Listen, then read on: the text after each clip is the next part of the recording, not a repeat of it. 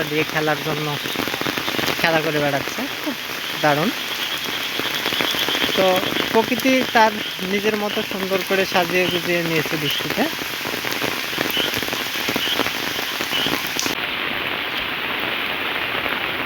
কয়েকদিন হলে আমাদের এলাকায় প্রচণ্ড বৃষ্টি হচ্ছে। বৃষ্টির ভিতরে ঘর থেকে বের হওয়া একেবারে কষ্টসাধ্য ব্যাপার। তারপরেও জীবন জীবিকার তাগিদে বের হতেই হবে।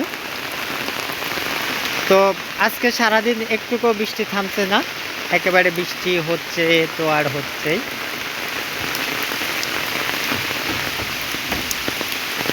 যতই বৃষ্টি হোক তবুও ঘর থেকে বেরোতেই হবে জীবনের চাহিদা মেটানোর জন্য, রিজিকের সন্ধানে। তো আমাদের গ্রামের যে রাস্তাঘাটগুলো বৃষ্টির সময় একেবারেই নিরিবিলি থাকে, বিশেষ প্রয়োজন ছাড়া ঘর থেকে কেউ বেরোতে চায় না। শুধুমাত্র কৃষিকাজে যারা ব্যস্ত থাকে তারাই বের হয়। তো দেখুন একেবারে সুন্দর নিরিবিলি। যদিও বৃষ্টি মানুষের কাছে সুন্দর একটা পরিবেশ তৈরি করে, ভালো লাগে বৃষ্টিকে, কিন্তু যখন পেটের খিদা তৈরি হয় তখন বৃষ্টিকে আর ভালো লাগে না। দীর্ঘ সময় কোনো কিছুই ভালো লাগে না। তো বৃষ্টিতে যখন আমাদের গ্রামের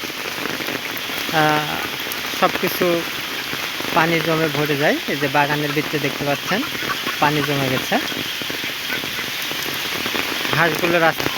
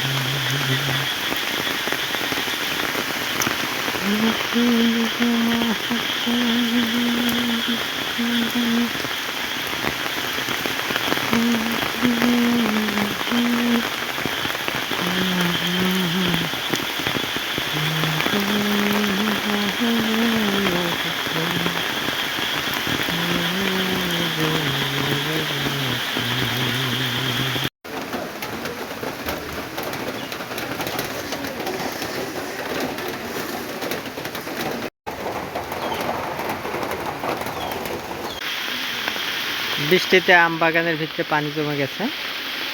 প্রচণ্ড বৃষ্টি, কয়েক বছরের ভিতরে এত বৃষ্টি কখনো হয়েছে কিনা আমার জানা মতো নাই। তো এবারে এবছরে 2025 সালে আষাঢ় মাস মানে বর্ষাকাল যখন থেকে শুরু হয়েছে প্রতিদিনই বৃষ্টি হচ্ছে। তবে প্রতিদিন যে পরিমাণে বৃষ্টি হয় সে পরিমাণ বৃষ্টি তুলনায় আজকে যে পরিমাণ বৃষ্টি হয়েছে তা অনেক বেশি, এবং প্রত্যেকটা জায়গায় বৃষ্টির পানি জমে গেছে।